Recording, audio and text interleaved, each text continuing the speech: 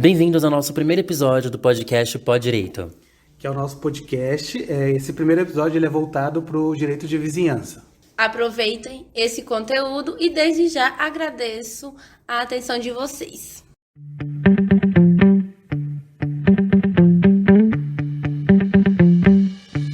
Olá, tudo bem com vocês? Meu nome é Gabriel Rodrigo Herculano. Eu sou o Denner. Eu sou a Sara. Eu sou Laisa. E nós somos os estudantes de Direito do primeiro semestre da Universidade de São Judas Tadeu. Hoje nós estamos aqui para conversar um pouquinho e apresentar para vocês alguns aspectos do nosso trabalho. A gente vai falar hoje sobre direito de construir, direito de vizinhança, referente à matéria de bens, posses e propriedade da professora Cláudia e da professora Isa. Inclusive, a gente gostaria de aproveitar esse momento para agradecer a maneira com que as professoras ministram as nossas aulas. A gente sempre aproveita muito bem o conteúdo. São professoras incríveis que passam para a gente o conteúdo da melhor maneira possível. A gente, então, quer agradecer, né, gente? Isso.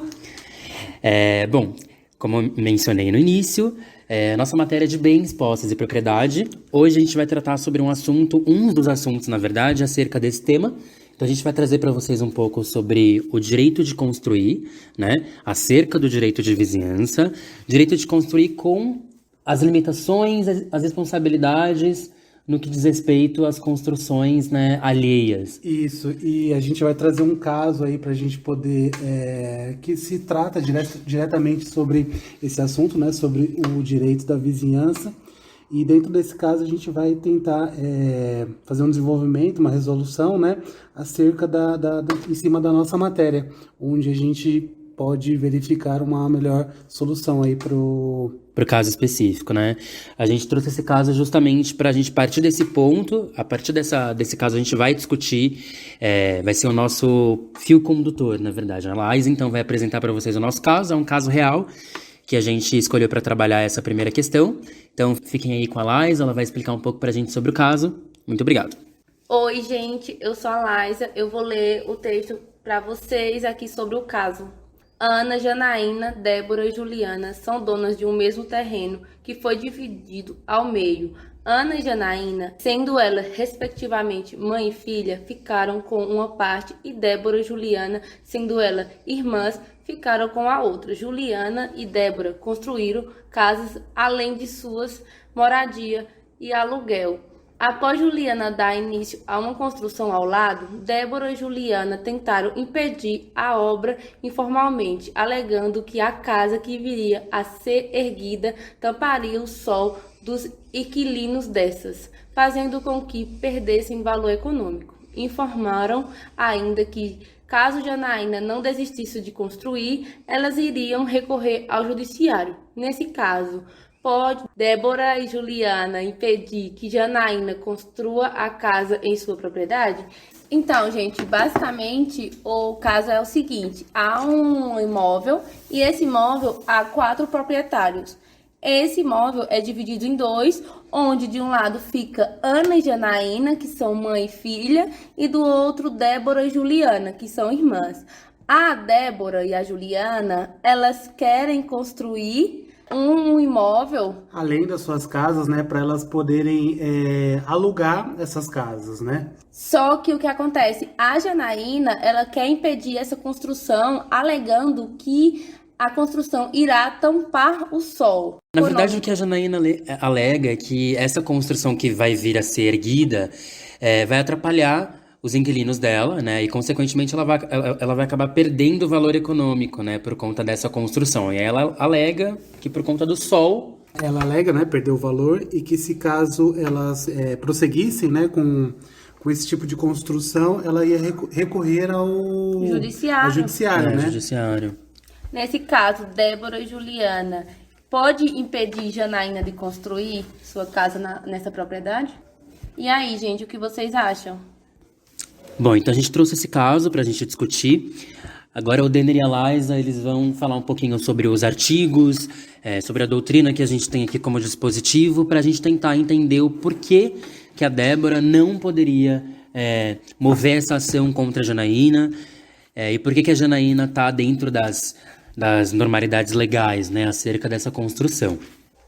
Em referente ao caso, né, a gente pode citar o artigo 1277, onde ele diz: o proprietário ou possuidor de um prédio, ele tem o direito de fazer cessar as interferências prejudiciais à segurança, ao sossego e à saúde dos que o habitam, provocados pela utilização de propriedade vizinha, ou seja, não é o caso que a gente acabou de ver aqui, né? Porque ele não interfere à segurança nem ao sossego e também não é à saúde, né?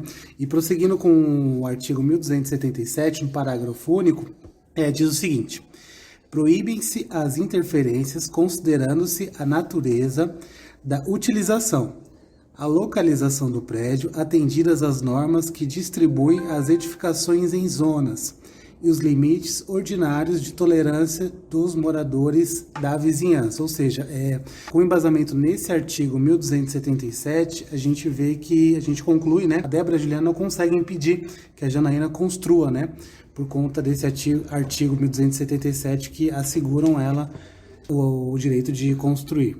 E para complementar, né, o que o Denner falou, a gente vai pegar aqui também o artigo 1301, que diz assim: é defeso abrir janelas ou fazer eirado, terraço ou varanda a menos de 1,5 metro do terreno vizinho. No parágrafo 1º diz: as janelas cuja visão não incida sobre a linha divisória, bem como as perpendiculares, não poderão ser abertas a menos de 65 centímetros. E no parágrafo 2º, diz que a disposição desse artigo não abrange as aberturas para luz ou ventilação, não maiores de 10 centímetros de largura sobre 20 de comprimento e construídas a mais de 2 metros de altura de cada piso. Ou seja, o que quer dizer esse artigo? Que eles não podem construir, né, a menos de 1,5 metro do terreno do vizinho. Então, no caso, se elas construírem a menos de 1,5 metro, elas vão ter motivos para entrar com uma ação para poder impedir essa construção, né? Exatamente. É super importante a gente reiterar esse ponto, né? Essa questão da distância, ela pode se causar bastante confusão. 1,5 metro, existe essa discussão, né? Inclusive a professora Isa até comentou com a gente uma vez na sala que ela acreditava que 1,5 metro era pouco. Eu também compartilho dessa opinião, eu acredito que seja pouco. Por conta da privacidade, né? Por conta da privacidade e tudo mais. 1,5 metro é praticamente grudado, exatamente. Né? Uma casa na outra. Exatamente. Então, se a Janaína, por algum motivo, a construção dela fosse a menos de 1,5 metro, ela estaria, a Débora e a Juliana, no caso, teriam motivos, né? Como a Sara falou. E aqui, pegando o artigo 1302, né? Fala que o proprietário pode, no lapso de ano e dia após a construção da obra, exigir que se desfaça janela, sacada, terraço ou goteira sobre o seu prédio, escoado o prazo, não poderá, por sua vez, edificar sem atender o disposto no artigo antecedente, nem impedir ou dificultar o escoamento das águas da goteira com prejuízo para o prédio vizinho. Ou seja, né, se ele fizer o que a gente falou que não podia no outro artigo, no caso, construir irregularmente, não respeitar a distância de 1,5 metro e tal, ele vai ter, no caso, 1 ano e 1 dia após a construção da obra. Depois disso, vai perder o direito de entrar com essa ação, né? Aqui no parágrafo único, ele diz: em se tratando de vãos ou aberturas para luz, seja qual for a quantidade, altura e disposição, o vizinho poderá a todo tempo levantar a sua edificação ou contramuro, ainda que lhes vede a claridade. Então, eu acredito que esse parágrafo está bem específico para o nosso caso, né? Que é exatamente isso. No caso, vedar claridade para eles, aqui está falando que permite, né? Sim, então, é exatamente o que a Débora e a Juliana tentam impedir, né, a obra, alegando justamente isso, né? Que essa casa, né, viria a ser erguida e taparia o sol dos inquilinos. Sim. E aí o parágrafo único do artigo 1302 deixa isso especificamente que é permitido pela lei, né? E só reiterando também, falando um pouco mais sobre o artigo 1299, ele diz que o proprietário pode levantar o seu terreno as construções que lhe aprouver, né? Salvo os direitos dos vizinhos e os regulamentos administrativos. Ou seja, tem mais um artigo aí, que é o 1299, reiterando mais ainda, né? Confirmando mais ainda o direito de construir, né? Salvo os direitos dos vizinhos e os regulamentos administrativos. Então, só para complementar sobre o ato ilícito, né, o que foi dito aqui por nós no começo da nossa conversa aqui, O artigo 186 do Código Civil mesmo, ele traz sobre isso, né? Sobre os atos ilícitos. O artigo 186, aquele que, por ação ou omissão voluntária, negligência ou imprudência violar direito e causar dano a outrem, ainda que exclusivamente moral, comete o ato ilícito. Então, não é aquilo que a Janaína está cometendo. No caso, então, ela não está violando nenhum direito, né? E não está causando o dano para outra pessoa, né? Com base na legislação aqui. Bom, depois desse artigo, né, de todos, na verdade, esses artigos, depois da gente ter feito uma breve explicação sobre o caso que a gente escolheu para discutir, a gente vai falar um pouquinho sobre o uso anormal da propriedade, né, as espécies de atos nocivos que está disposto na doutrina Direito Civil Brasileiro, quinta edição, do Carlos Roberto Gonçalves. Nessa doutrina, ele vai explicar um pouco sobre o que seria esse uso anormal da propriedade. Ele vai explicar um pouco sobre os atos ilegais, atos abusivos e atos lesivos que entram nessa questão do uso anormal da propriedade. Então, a Laísa vai explicar para a gente um pouquinho sobre cada um desses atos e a gente vai discutir acerca deles para tentar ilustrar melhor o que cada um deles quer dizer e quer informar sobre esse uso anormal da propriedade.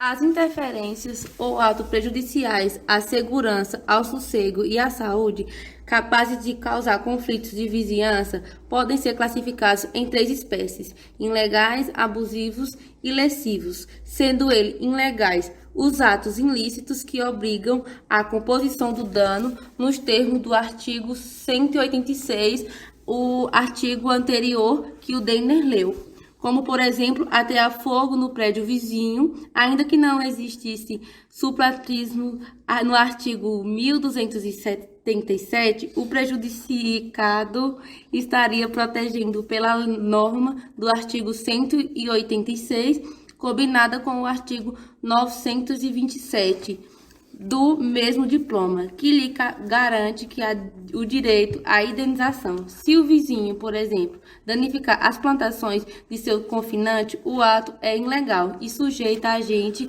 à obrigação de ressarcir o prejuízo causado. Gente, então basicamente o que o doutrinador se preocupou em informar pra gente é exatamente aquilo que a gente entende enquanto ato ilegal. Quando você pensa no ato ilegal, atear fogo na propriedade vizinha, obviamente, está dentro do que é ilegal. Então, tudo que a gente entende no sentido prático mesmo do que seria ilegal, o doutrinador está trazendo para a gente. Então, atear fogo na propriedade vizinha, danificar as plantações do seu confinante, essas atitudes mais radicais, né? Que vai ser o que vai interferir na obra, né? E o que é justamente considerado uso anormal da propriedade. E pegando um pouco do que a Laísa comentou, né, ela falou sobre o artigo 927, que diz sobre a obrigação de indenizar, né? Ela citou o exemplo de atear fogo na propriedade, né? O artigo 127 diz sobre isso: aquele que por ato ilícito causar dano a outrem fica obrigado a repará-lo, né? Então a gente está aqui conversando um pouco sobre essa parte de atos ilegais. Acho que fica claro, né, o que seria ato ilegal. Agora a gente vai falar um pouco sobre os atos abusivos. Então, dando sequência aos casos que podem causar conflitos de vizinhança, pode ser casos abusivos, que são atos que, embora o causador do incômodo se mantenha nos limites da sua propriedade, mesmo assim venha a prejudicar o vizinho, muitas vezes sobre a forma do barulho excessivo, considerando-se abusivos, não só os atos praticados com o propósito deliberado de prejudicar o vizinho, senão também aqueles em que o titular exerce o direito de modo irregular, em desacordo com a sua finalidade social. Essa parte ela é bastante interessante porque ela traz justamente um ponto que causa uma certa confusão, né? Como a Laísa acabou de falar. Que está dentro dos atos abusivos, vai falar aqui: atos que, embora o causador se mantenha nos limites de sua propriedade, ainda assim prejudica o vizinho. Ou seja, diferencia dos ilegais, né? Exatamente. Mesmo você estando ali dentro do que é considerado legal, né? Você está dentro dos seus limites, você pode mesmo assim ainda vir a prejudicar, né, a propriedade vizinha. que nesse caso ele estaria prejudicando ao sossego, né, gente? Porque imagina aí, você tá na sua casa, o seu Como vizinho barulho lá... excessivo, igual Nossa. você mencionou aí, né? Exatamente. Nessa própria doutrina que a gente está utilizando aqui como dispositivo, tem uma parte que a gente pode até achar para complementar, que diz que causa um certo incômodo quando você tem um bairro residencial e aí, de repente, um comércio resolve construir, que aí entra nessa parte de barulho excessivo. Por exemplo, uma rodovia, uma estação de metrô, num bairro que é predominantemente residencial. Aí vai entrar nessa parte de atos abusivos. Não é ilegal você construir uma estação de trem, porém, pode causar um certo desconforto ali para os vizinhos, né, que moram nas proximidades. Ou se de repente alguém quiser abrir um bar, né? Alguma casa de festa, algo do tipo, num bairro residencial, né? Inclusive, a gente tem aí essa questão de festas, uma doutrina no final do podcast para comentar e trazer esse ato específico, né, como a jurisprudência. Então, porque você não pode alegar que você quer silêncio total se você vai lá e compra ou constrói uma casa numa zona que é industrial, não é isso? Exatamente. Eu tinha lido também uma parte nessa doutrina que ele vai falar o seguinte, ele vai falar que se o proprietário ele constrói num bairro que é predominantemente comercial, ele não pode depois tentar entrar com uma ação, porque ele construiu sabendo de todo o vício que aquela região poderia causar para ele, né? Então isso é bastante importante mencionar. Considerar a anterioridade da posse, Exatamente, a anterioridade da posse. Então agora, para a gente finalizar esses atos, a gente vai falar um pouco sobre os atos lesivos. Isso. São lesivos os atos que causam dano ao vizinho, embora a gente não esteja fazendo uso anormal da sua propriedade e a atividade tenha sido autorizada por alvará, expedido pelo poder público. É o caso, por exemplo, de uma indústria cuja fulagem estejam prejudicando ou poluindo o ambiente, embora normal a atividade. Então, nessa parte de atos lesivos, né, a doutrina vai trazer para a gente o artigo 1279 do Código Civil, que ele vai dizer o seguinte: ainda que por decisão judicial devam ser toleradas as interferências, poderá o vizinho exigir a sua redução ou eliminação quando estas se tornarem possíveis. Então, o que o artigo diz basicamente é que o vizinho ele pode, né, entrar com uma ação para tentar primeiramente diminuir os barulhos que por algum motivo possam ser causados. Caso ele não consiga, cabe indenização ou cabe, né, o juiz, de repente, cessar aquele comércio ou aquela indústria. E ele, diferentemente dos outros, ele não faz prática de um uso anormal da sua propriedade. Ele está dentro da sua propriedade, dos seus limites, mas ele está prejudicando, de certa forma, os vizinhos, né? Bom, então eu tinha citado no início que a gente traria uma jurisprudência para a gente conseguir complementar essa discussão. A gente vai trazer aqui um contraponto para a gente conseguir entender o que de fato causaria a demolição referente ao que diz respeito ao uso anormal da propriedade. Essa jurisprudência ela é da 3ª turma do STJ, a data do julgamento foi no dia 15/6/2021. O juiz ele acabou deferindo a ação demolitória que foi movida referente ao uso anormal da propriedade, né? Foi uma propriedade que foi construída e era uma propriedade que acabava prejudicando, né, os vizinhos por uma questão de barulho excessivo. Era uma propriedade que costumava dar festas constantes. Então, por esse motivo, o juiz acabou deferindo a ação demolitória, que é o que a gente falou anteriormente, né, do uso anormal da propriedade, barulho excessivo, atos prejudiciais. E aí, por esse motivo, a gente achou que seria super pertinente trazer aqui esse contraponto com essa jurisprudência que traz pra gente o que de fato causaria uma ação demolitória ou poderia de alguma forma impedir a obra, como a Juliana e a Débora no início tentaram contra a Janaína, né? Porém, a diferença entre esses dois casos é que a Janaína ela estava dentro do que é considerado normal, dentro do que é considerado legal, e essa ação, que foi a jurisprudência que a gente acabou de citar, não. Era uma propriedade que tinha barulho excessivo, tinha festas constantes, então o juiz ele acabou deferindo a ação demolitória. Para finalizar, o direito civil, né, a complexidade do direito civil, ela vai muito de encontro a justamente isso, né? Ele vai, é uma questão para poder se atentar aos detalhes e frisar a sabedoria, né, de tal direito, né, para poder evitar conflitos com o direito da vizinhança, né? Exatamente.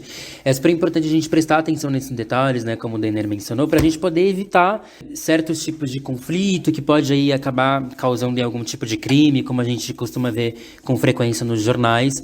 É muito importante que a gente se atente, que a gente entenda se a gente não está violando o direito do outro ou se o outro não está violando o nosso direito para tentar sanar e resolver isso da melhor maneira possível com a legalidade, né? E o nosso podcast é justamente para poder, né, a gente mostrar isso para vocês com uma forma muito clara, muito objetiva, muito Exemplificada, né? exemplificada, exatamente. E caso ela estivesse fazendo uso anormal da sua propriedade, as outras podiam alegar e entrar com ação de dano infecto.